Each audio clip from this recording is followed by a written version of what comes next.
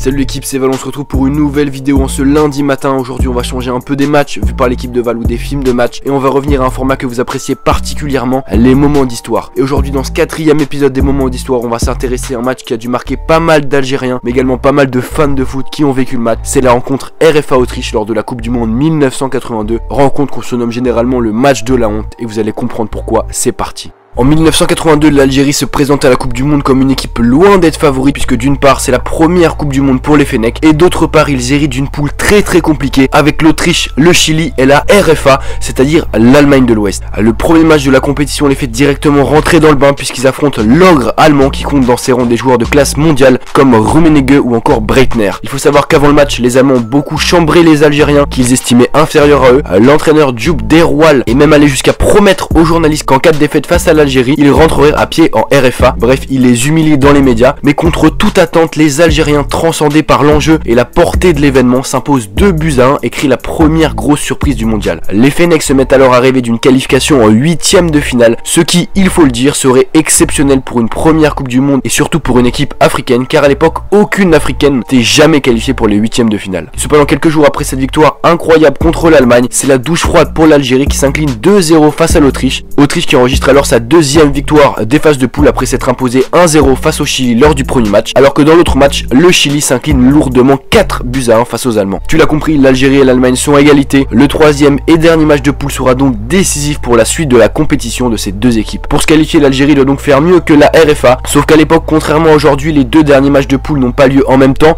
ce qui bien évidemment peut favoriser les matchs arrangés, et c'est ce qui va se passer. Le 24 juin, l'Algérie s'impose 3-2 contre le Chili et est quasiment qualifiée, sauf si l'Allemagne s'impose par 1 ou 2 buts d'écart. Ainsi, si l'Allemagne s'impose avec un plus gros score, c'est l'Autriche qui serait éliminée, alors que s'il y a match nul ou une victoire de l'Autriche, c'est bien l'Allemagne qui serait éliminée. Vous l'avez compris, pour ne pas risquer d'être éliminé en prenant des risques pour gagner le match, les deux équipes, c'est-à-dire la RFA et l'Autriche, vont arranger le match et le résultat afin tous deux d'être qualifiés au détriment des Fennecs. En effet, après l'ouverture du score rapide des Allemands, les deux sélections, satisfaites par le résultat et donc leur classement en poule, vont livrer un match honteux, se résumant à des conservations de balles en défense sans aucune volonté d'avancer et de mettre en danger l'équipe adverse. Tout le monde comprend alors ce qui se passe, le match a été arrangé dans le vestiaire et de très vives réactions vont avoir lieu dans le stade. Les spectateurs chantent fuera fuera, c'est-à-dire dehors dehors. Des supporters allemands vont même jusqu'à brûler leur propre drapeau, alors que les commentateurs sont également sans voix face au spectacle auquel ils assistent. D'ailleurs, le commentateur de la chaîne allemande ARD, monsieur Staniek, dit à l'antenne, je cite: ce qui se passe en ce moment ici est honteux, n'a rien à voir avec le football. Vous pouvez dire ce que vous voulez, mais toutes les fins ne justifient pas les moyens. Fin de citation. Un ancien international allemand de l'Ouest, Willy Schulz, qualifie même les joueurs de sa nation de gangsters. Bref, tout le monde critique ce qui se passe, mais cela ne change rien. La RFA remporte le match 1-0 et se qualifie pour le deuxième tour, tout comme l'Autriche, au détriment des Algériens vainqueurs de 2 matchs dans ces poules pourtant, qui sont éliminés d'une manière totalement honteuse et scandaleuse. Il aura fallu attendre 25 ans pour que la vérité soit faite autour de ce match par Harald Schumacher, gardien allemand, qui a avoué que le match était truqué. Depuis, la FIFA a réformé le calendrier des matchs en plaçant en même temps le dernier match de poule,